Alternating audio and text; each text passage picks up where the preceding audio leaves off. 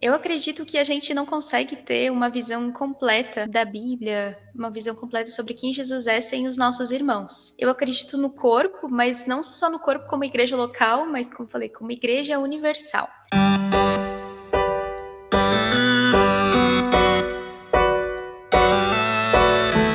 Existe graça na igreja ao lado? Esse é o tema do nosso vídeo de hoje. E mais uma vez estamos aqui com uma convidada especial para estar falando a respeito disso. Então, a ideia desse quadro é justamente trazer outras pessoas para poder engrandecer um pouco esse diálogo. Então, temas que eu não domino muito, ou temas que seria mais interessante ter opiniões diferentes, eu vou estar trazendo um convidado e esse vídeo igualmente, né? Hoje eu trouxe alguém muito especial, que é a Vicky Zalinski, e eu vou passar para ela se apresentar, porque eu tenho quase certeza que eu pronunciei o nome dela errado.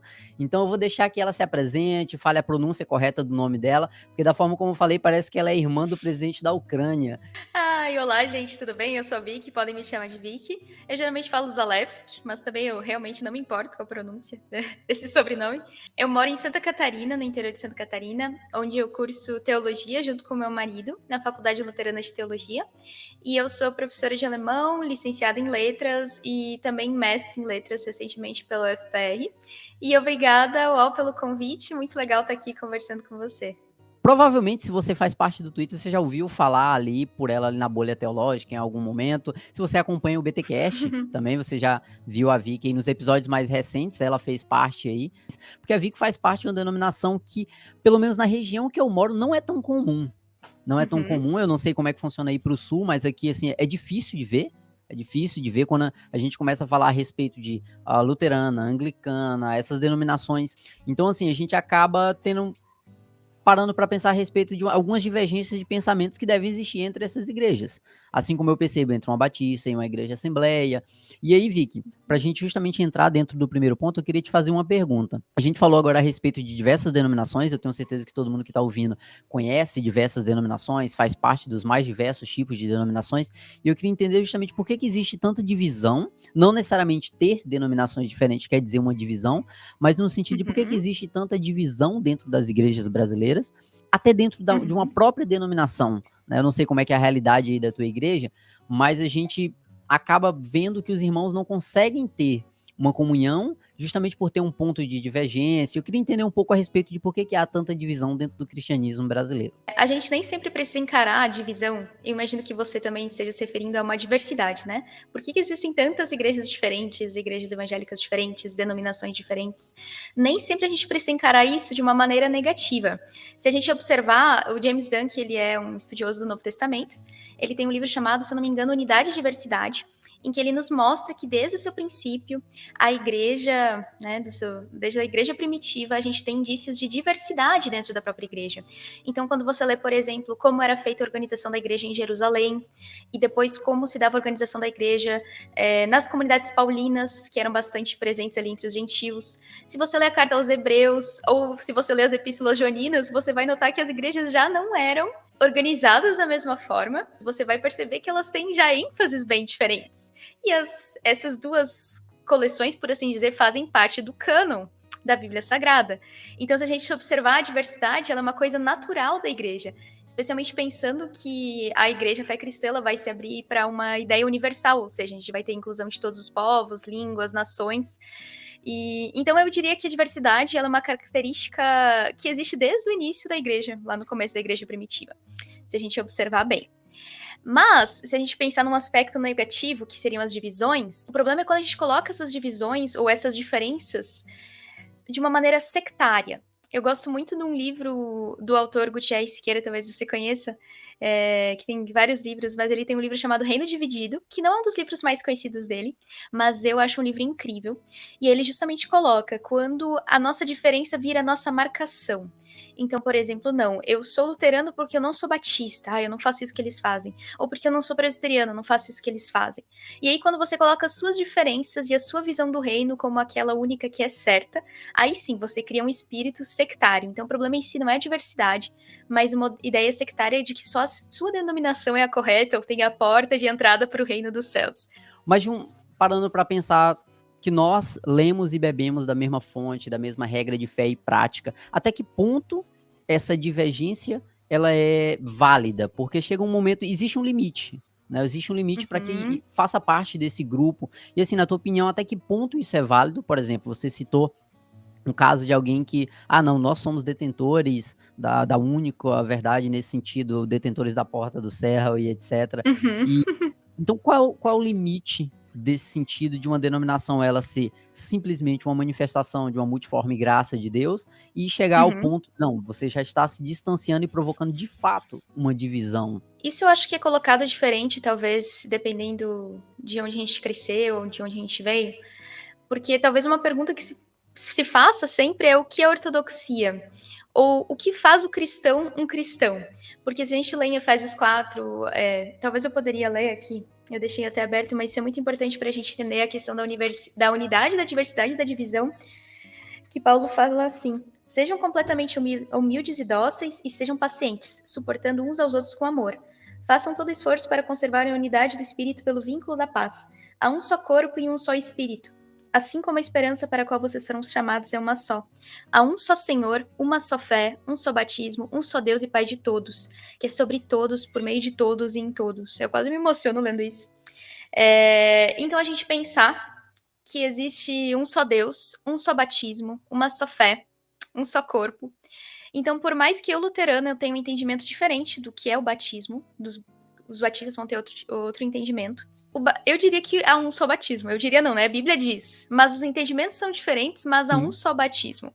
Então a gente precisa ter essa ideia, né? Existem as igrejas locais, mas existe o corpo, o grande corpo universal.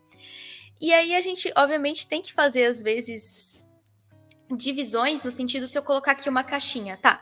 Dentro dessa caixinha estão os cristãos, mas o que define um cristão? E aí é muito complicado, porque a gente está falando de 2000 anos de história. Eu, Victoria, eu concordo com o que o Gutierrez coloca no livro dele, que ele fala que a ortodoxia está inclusa ali nos credos gerais, que a gente vai ter o credo apostólico, O credo o credo... apostólico, para mim, resume muito o que seria a ortodoxia. Eu acho que fugir daquilo ali está fora. Para mim, é o limite perfeito. Eu acho muito bonito o Exato. credo apostólico. Então, eu acredito que o credo apostólico é um ótimo ponto de partida, o credo niceno-constantinopolitano, que para mim é a grande caixa, por assim dizer. Não, isso é um cristão, a igreja em seu princípio concordou com este credo, né? A partir daí a gente vai ter discordâncias doutrinárias, certo? E aí, por exemplo, o que a gente pode dizer? Se eu tenho uma teologia, obviamente eu acredito que essa teologia é correta, isso é natural. Então, eu, por exemplo, a sistematização com uma ênfase luterana, ou se eu pegar uma ideia sacramentalista, ou pensar nos sacramentos, eu não acredito, por exemplo, que a ceia ela é só um memorial. Eu tenho uma ideia diferente de ceia. Por isso eu entendo que um Sim, batismo, por já é exemplo, uma está... concepção diferente de nós batistas, por exemplo, né? Exato. O batista está errado. Mas por quê? Porque eu tenho essa ideia da ceia. Mas essas são discordâncias teológicas, ou poderia... para mim é um erro. Mas não é um erro central. É uma ideia que a gente tem do que é periférico. Então, o entendimento de ceia é diferente. Mas a ceia, a Eucaristia, ela é uma só. Então, são percepções diferentes e sistematizações diferentes da mesma coisa. Agora, o que é central, tem aquela frase famosa, né? No que é central, unidade, no que é periférico, diversidade, em tudo, caridade. Se eu não me engano, é assim, John Stott cita essa frase, ela é bem conhecida. Então, a gente diverge em coisas periféricas, mas existe um centro, um núcleo, que é a fé em Cristo, que é, como eu falei, essas ideias expressas no credo apostólico, e por assim só. Então, por exemplo, um cristão ele vai ter uma ideia bem definida do que é uma trindade. Não tem como você ser cristão se você não acredita que Jesus é Deus. Isso é uma coisa básica. Daí sim, eu posso dizer que essa é uma heresia e que essa pessoa que acredita que Jesus não é Deus não é cristão. Então, a gente sempre fica nessa caixinha do centro, né? O centro é o mais importante, é o que nos define como cristãos. E coisas periféricas, a gente diz, são doutrinas secundárias ou até terciárias, por assim dizer. Perfeito. E eu acho bem interessante o que tu falou, porque muitas vezes esses limites que a gente coloca, eles nem são tão grandes assim. São detalhes Uhum. que na vida prática mesmo de fé, ele não vai nos impedir de ter um convívio na centralidade, que é Cristo, como tu bem colocou, né? E muitas vezes a gente coloca isso como um empecilho para a comunhão, né?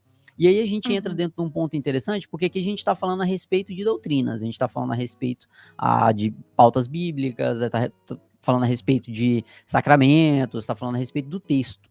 Só que muitas vezes eu Uhum. vejo que essa diversidade ou essa falta de diversidade, essa falta de relacionamento, ela se dá por fatores externos ao texto. fatores Uhum. culturais, né? A gente vê que muitas igrejas, elas são distintas entre si, não porque divergem de uma teologia bíblica, mas de aspectos culturais, certo? É uma vestimenta, é uma forma como instrumentos musicais, etc. Eu queria entender como é que tu enxerga isso como fatores culturais, fatores externos, não só culturais, culturais, geopolíticos, geográficos, até a região que a gente vive muitas vezes influencia no Uhum. tipo de cristianismo que a gente exerce, né? A cultura no sul pode ser uma, que no norte e nordeste é outra. Então, assim, Uhum. como fatores externos ao texto, bem colocou a respeito da questão da centralidade de Cristo em relação às doutrinas, mas como os fatores externos influenciam nessa diversidade. Até que ponto isso pode existir, ou se você acha que isso não seria necessário, porque isso não advém do texto, qual é a tua opinião a respeito disso? Certo, então quando a gente lê as cartas do Novo Testamento, a gente percebe que as igrejas às quais Paulo se dirige, elas tinham problemas diferentes. Alguns problemas em comum, claro, mas alguns problemas diferentes. Então, por exemplo, quando a gente lê as epístolas aos Coríntios, um dos problemas existentes, a gente tem ali Paulo pedindo para as mulheres cobrirem a cabeça. E esse é um fator bem cultural. Estudando, a gente vai entender que a cabeça descoberta ela estava muito ligada à disponibilidade sexual. Inclusive, existia um ditado, um dito antigo que dizia que uma mulher coríntia era um sinônimo para prostituta, porque aquela cidade tinha uma grande moralidade sexual. Então, as mulheres cobrirem a cabeça era uma forma de respeitabilidade, de modéstia, de adequação. Então, a gente tem ali um problema ligado àquela cultura, àquele ambiente. E é muito interessante que Paulo fala, agora bem polêmico, Paulo fala que o homem ter a cabeça raspada é uma vergonha por causa da natureza, a gente sabe isso por causa da natureza. Mas Paulo também conhecia, por exemplo, na Torá, a gente tem a ideia dos nazarenos que não cortavam o cabelo. Ou se a gente pensar em Sansão, Paulo conhecia essas coisas, então por que ele dizia que o homem não poderia ter cabelo comprido por causa da natureza? Porque ele estava se adequando às ideias daquele lugar para fazer uma proposta não, mas para recomendar que as mulheres cobrissem a cabeça, por questões de moralidade, por questões de moral daquele lugar. O que Paulo está fazendo? Ele está dialogando com aquela cultura. Então a gente vê o cristianismo acontecendo em todos os momentos. Isso das mais diversas formas. Da mesma forma, se a gente vê a igreja espalhada pelo Brasil, pelo mundo, ela vai adquirir características diferentes. Então, por exemplo, eu faço parte da SLB e ela esteve muito ligada aos imigrantes alemães que chegaram aqui. É por isso que a grande concentração da SLB fica no sul do Brasil. Isso é bem característico. E existem igrejas muito rurais também. Então, por muito tempo, a SLB foi entendida como uma igreja étnica e acabou pegando elementos culturais dos fiéis que faziam parte da igreja, o que é uma coisa super natural. Assim como pessoas de outros lugares, elas vão incorporar outros elementos que fazem parte da sua cultura. E aí a gente sempre tem que ter um equilíbrio em saber o que absorver da cultura ou não. Por exemplo, hoje na ICLB se entende que a gente não pode ficar com barreiras étnicas, né? Então, uma igreja brasileira. E, obviamente, isso vai sendo natural de cada lugar, mas se tem tentado incorporar outros elementos contextuais e culturais brasileiros para dentro da igreja. Então, isso está incluso em tudo, ritmos musicais, até como se dá a liturgia, como se organiza um culto, se às vezes algum evento ele é mais afetuoso e próximo, ou se ele é mais formal. Isso tudo são características culturais. Ou será que de onde vieram esses missionários? Por exemplo, os missionários da Igreja X vieram dos Estados Unidos. Então, às vezes, eles trazem o próprio inário, eles trazem o próprio estilo musical, e eles ainda se mesclam com a cultura do lugar para onde eles vieram. Mas esses missionários da Assembleia de Deus vieram da Suécia, por exemplo. E eles vão trazer outros elementos, outras ideias. E isso é uma coisa bem característica. Então, a gente sempre tem para fora do texto, né, a gente tem as diferentes interpretações de diversas passagens, a gente também tem elementos culturais se mesclando, e isso é muito natural. Como eu falei, a própria Bíblia acaba trabalhando com isso, e com essa diversidade também cultural. O que não necessariamente é negativo, né? Como você falou, se Não. adequa à realidade do local, à realidade do ambiente. É claro que com um Uhum. certo equilíbrio para que isso não venha ser prioritário, no sentido de que não, isso é o que nos marca, isso é o que nos identifica. São esses fatores Exato. culturais que fazem nós sermos esse grupo específico e não estar centrado em torno do evangelho, da palavra. E também, como você falou, isso é interessante, não deixar que isso seja um impeditivo e uma barreira no sentido de aceitar outras etnias, entender outras Uhum. realidades, entender que é uma igreja brasileira, por mais que tenha essas marcas culturais bem interessantes no geral. Então a gente entende que a igreja ela tem essa diversidade, possui essa multiforme graça, né, como a gente muito fala, e eu queria entender, para a gente prosseguir, você poderia falar assim para a gente como pode ser positivo esse ecumenismo, esse relacionamento entre diferentes denominações, diferentes culturas, porque uma troca de experiências, né, assim, para quem não entendeu especificamente o que eu quero falar, uma troca de experiência entre essas igrejas com realidades diferentes, muitas vezes de linhas teológicas diferentes, um ecumenismo entre pentecostais, reformados, neopentecostais. Se você quiser falar um pouco a respeito também dos católicos, como é que você entende, como é que você enxerga esse relacionamento intra-evangélico e saindo também um pouco dessa zona. Eu acredito que a gente não consegue ter uma visão completa da Bíblia, uma visão completa sobre quem Jesus é sem os nossos irmãos. Eu acredito no corpo, mas não só no corpo como igreja local, mas como falei, como igreja universal. Então eu estava até esses dias comentando no Twitter sobre 1 Coríntios 12, se eu não me engano, que fala sobre o corpo. E falando como a gente precisa desesperadamente dos nossos irmãos para compreender, para saber quem Deus é, para experimentar Deus, para viver com Deus. A gente precisa muito dos nossos irmãos. E eu entendo isso não só a nível de igreja local, embora eu entenda que o texto ali está falando principalmente da igreja local, mas também ao nível de igreja universal. Então existe um grande problema quando eu entendo que só a minha denominação tem as doutrinas corretas e só ela tem a porta dos reinos dos céus. Porque, por exemplo, eu vou dar um exemplo. Uma denominação que nasceu no século XIX. Ela, não, nós somos a igreja correta. Mas quer dizer que Deus abandonou a sua igreja? Ele deixou a igreja no período apostólico e decidiu retornar só no século XIX. E aí eu penso também sobre a reforma. Será que Deus não esteve ali todos aqueles séculos antes trabalhando na sua igreja? E claro, a minha igreja, a CLB, ela tem ecumenismo com os católicos, e eu acredito que sim, os católicos sejam meus irmãos, embora tenha diversas discordâncias, principalmente sobre a questão da relação das escrituras com a tradição, que para mim é uma das questões fundamentais que acabam nos separando entre si, mas eles professam também os credos e creem em Jesus, então eu entendo que eles são meus irmãos. Eu tenho essa ideia. E aí, no caso, claro, mas esse é um ponto mais delicado. Pensando agora entre os protestantes, entre os evangélicos. No Brasil, você ter comunhão com outros irmãos ajuda a lembrar do que realmente é importante. Então você vai perceber diferenças, é super natural. Ah, o irmão adora assim, ele adora assado no culto. Ou ele tem essa outra visão sobre como da soteriologia.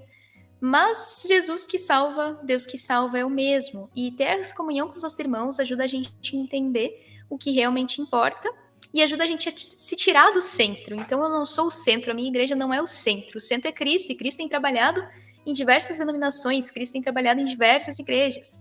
E eu preciso dos meus irmãos para chegar onde a minha igreja não consegue chegar. Eu preciso dos meus irmãos para atuar onde eu não consigo atuar. Então a gente, tendo comunhão com outros irmãos, a gente tem uma ideia de corpo muito preciosa. Isso nos ajuda a entender melhor o reino e a missão, por isso que eu acho isso muito importante. E é claro, a gente não vai jogar nossa teologia fora, como eu falei, né? Existem limites. Não, eu acredito aqui e você acredita aqui, mas eu acredito que a gente pode dialogar e ter um relacionamento saudável. Porque nós somos irmãos. Isso é tão profundo, nós somos filhos do mesmo pai, ligados à videira, ao corpo de Cristo. Isso é o que nos une e é muito, muito precioso e muito bonito. Nos últimos dias não, nos últimos anos, nas últimas décadas, a gente vê que esse caminho de divisão, de ruptura no corpo, no relacionamento, né, de maneira geral, da forma como as igrejas se relacionam, como os irmãos se relacionam até dentro da própria igreja, ele vem caminhando para uma divisão cada vez mais hostil, no sentido de que não, a minha posição, a sua posição. Você citou uma discussão aí que, por exemplo, que é eterna, calvinistas e arminianos, ou outros pontos que muitas vezes separam pentecostais reformados, né? A discussão a respeito sobre os dons, muitas vezes isso separa as igrejas de terem relacionamentos, né? Gera intrigas, piadas, memes e uma diversa série de coisas aí que impedem de ter relacionamentos, e a gente é muito ávido no sentido de criticar. Não, porque fulano faz isso, fulano faz aquilo, né? Eu tenho um amigo até que, às vezes, ele fica brincando assim, não, os presbiterianos ficam afogando o bebê aí, os coitados, fazendo esse tipo de coisa com as crianças, então assim, a gente, claro, num clima descontraído nesse caso, mas assim, no modo geral, a gente é muito ávido à crítica nesse sentido, e eu queria entender contigo de que forma prática a gente pode caminhar para combater isso e promover um movimento contrário a esse, né? Em vez de uma polarização dentro e fora da igreja, nesse sentido, de que forma a gente caminha para cada vez mais uma união dentro do corpo, né? O corpo de uma maneira geral. Na verdade, claro, isso é uma opinião bem pessoal minha. Eu acho que a gente tem experimentado assim uma comunhão maior entre as denominações. E eu atribuo isso um pouco por causa da internet. Então você tem, por exemplo, diversos pentecostais ouvindo Augusto Nicodemos e Perfeito. não concordam com o que ele fala dos dons, mas gostam muito de todo o Sim. resto. Porque antes você tem um congresso, e aí você, obviamente, vai no congresso da sua igreja, que vai chamar pregadores da sua linha teológica, o que é totalmente natural, e você sempre vai se alimentar daquela palavra, daquele estilo de pregação, mas com a internet tudo ficou muito flexível. Então eu acredito que a gente agora com as redes sociais acaba entrando em contato com outras tradições teológicas e outras confessionalidades. Então eu acredito que tem sim havido uma troca maior, mas claro, existem sempre resistências, haver sempre conflitos. O que sempre foi interessante para mim foi participar, eu poderia assim dizer, de projetos interdenominacionais. Em que sentido? Por exemplo, quando eu era criança, eu ia num acampamento interdenominacional e eu cresci pentecostal. Hoje eu sou continuista ainda, mas não sou mais pentecostal. E para mim, por exemplo, o dom de línguas era uma coisa fundamental, o batismo no Espírito. E aí eu ia nesses acampamentos que não eram de uma denominação, e tinha muitos batistas tradicionais, ou luteranos mais tradicionais em relação ao que eu era pentecostal. E eu via que aquelas pessoas eram tão fiéis a Deus como eu, e que o pastor fazia uma pregação incrível, e ele não falava em línguas. Eu percebi, nossa, essa pessoa ama tanto Deus, mas ela tem esse ponto teológico diferente. Claro, eu não deixei de acreditar naquele ponto teológico na época, mas percebi, nossa, existem irmãos fiéis a Deus que creem em algumas coisas diferentes de mim. Então, esses contatos interdenominacionais são bem legais. Eu participo, por exemplo, da ABC2, que é a Associação Brasileira de Cristãos na Ciência, e a gente acaba tendo contato com pessoas de diferentes denominações também. A gente precisa aprender daí a respeitar as pessoas, aprender a dialogar, a ser equilibrado em diversas posições. Vão ter pessoas de muitos ambientes diferentes, de igrejas diferentes. Então eu considero esse um ótimo treinamento, porque como falei, lembra a gente o que é realmente central, o que é realmente importante. Eu diria então a minha sugestão para a gente ocupar esses espaços, porque isso nos amadurece como cristãos, como pessoas, e a gente consegue exercer a nossa fé, então, e até a nossa cidadania de uma maneira muito mais exemplar, e madura e saudável. Acho que esse diálogo ele é muito importante, né? Você citou a ABC2, aqui eu também faço parte hoje do grupo de física e de tecnologia da ABC2, e assim, é um ambiente excelente justamente para ter essa troca de experiências com pessoas totalmente diferentes, né? Foi um local onde Uhum. percebi pessoas totalmente diferentes, e tu colocou um ponto que para mim é fundamental, que é a vida prática de fé, no Uhum. sentido de estar ali na comunidade, compartilhando com outros irmãos, e você percebe, pô, esse irmão de fato tem um zelo, né? Ele não concorda, não faz da mesma forma, não concorda comigo, não pratica da mesma forma, mas ele tem um zelo pela palavra, ele tem um zelo pela obra, ele está ali servindo, ele faz isso. Então, de forma prática, eu vejo que, olha, a forma como eu faço isso não é a única forma de fazer. Isso gera justamente uma maturidade e isso é espelhado em outros aspectos, né? E a gente começa a ter um diálogo com diferente. Inclusive, gravei um vídeo com a Isadora Passos aqui a respeito do diálogo com diferente, e aí falando especificamente mais com o diálogo para além da igreja, né? Que a gente está falando sobre Uhum. relações denominacionais, sobre teologia específica, e a gente falou mais com diálogo em relação externo à igreja, né? Então isso nos ajuda de uma forma geral, né, ter diálogo com quem pensa diferente, às vezes até dentro da própria igreja, nem todo mundo que faz parte da mesma denominação de fé vai compactuar com Exatamente. todos os pontos, né? A Isso é igreja é bem. o lugar das diferenças, né? A Sim, gente brinca, mas falando sério, que uma igreja saudável, é claro, você está localizado, sua denominação está localizada num bairro, sua igreja local. Obviamente é natural você atrair mais pessoas de uma classe social determinada ou de quem mora perto, mas o ideal é que as nossas igrejas locais sempre tenham pessoas de backgrounds sociais diferentes, pessoas de diferentes cores, diferentes classes sociais. Esse seria o ideal. A gente deveria saber conviver com pessoas diferentes dentro das nossas igrejas locais, mas é uma coisa desafiadora também você conversar com uma pessoa que não vem do mesmo mundo que o seu, por assim dizer, né? Por exemplo, eu conversar com um agricultor.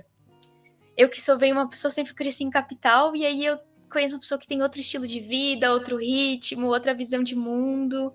Mas isso é muito enriquecedor e nos ajuda a amadurecer também. Sim, sim, perfeito. Ter esse contato com pessoas de mais diversos tipos, né, classes e Uhum, diferentes raças, etnias e etcétera, nos faz enriquecer. E justamente a igreja deve refletir a diversidade do corpo, né. A criação, uhum, ela é diversa, então a nossa igreja ela deve refletir isso, né, e não ser uma igreja, ah, que promove uma segregação, um preconceito, alguma coisa do tipo, né.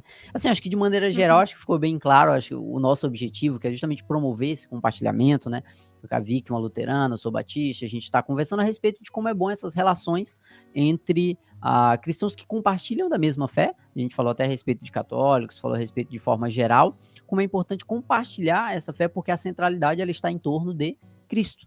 Tá? O que há de mais importante dentro da nossa fé não é a percepção que eu tenho a respeito da Santa Ceia, né?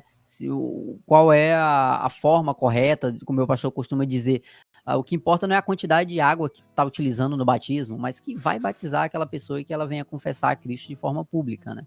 Então, espero que tenha ficado claro para todo mundo, espero que vocês tenham gostado do bate-papo. A ideia não é ser algo muito longo, tá? É ser algo sucinto, mas que a gente consiga trazer algo que de fato seja interessante para a nossa vida de fé e prática. E agora eu vou passar assim a palavra para a Vicky, só para ela deixar a última palavra aí, Vicky, que você tem a dizer para o pessoal que está assistindo, o que você tem aí para compartilhar com a gente, como uma última mensagem aí para passar para o pessoal de forma prática aí uma mensagem que você tem para nós. uhum. Então, conversem com pessoas de denominações diferentes. Eu acho que só tem a acrescentar e enriquecer. É claro, nossas posições teológicas, elas podem continuar assim, mas elas se tornam maduras. Inclusive, a teologia ela foi desenvolvida assim, em contraposições e em conflitos. Quando eu tenho novas perguntas, eu preciso formular e amadurecer minha teologia, assim que a gente sempre desenvolveu a teologia ao longo dos séculos. Então, queria convidar vocês a terem contato com pessoas de igrejas diferentes, porque isso é muito enriquecedor. Como eu falei várias vezes hoje, nos ajuda a. Isso ajuda a gente a lembrar do que realmente importa, que é a fé em Cristo. Então, a comunhão dos santos. Amém. Onde é que a gente pode te encontrar, Vic? Se alguém tiver interesse de conhecer mais a respeito do que tu produz, da teologia que tu faz, como é que a gente acha por Uhum. aí? Vocês podem me encontrar no meu Instagram, que é Vic Zalewski. Eu sempre compartilho os textos que eu tenho escrito por lá, em direcionamento de links. E também no Twitter, pelo mesmo nome. No Twitter é um ambiente mais informal, então vocês vão ver de tudo ali, eu reclamando da vida, mas também comentando sobre os livros e as minhas reflexões. Me sigam lá, especialmente lá, porque a interação é bem legal. Maior, sim. Eu vou deixar aqui nos comentários os links certinho, porque eu sei que é difícil digitar ali Vic Zelinski, então eu vou deixar tudo aqui no comentário, tá, pessoal? Então espero que vocês tenham gostado, tá? É que fique essa reflexão aí para a nossa vida de forma prática. E como eu sempre falo aqui no canal, seja corpo, seja igreja, seja luz. E até semana que vem. Cortou? Deixa eu só concluir aqui a gravação, só um momentinho.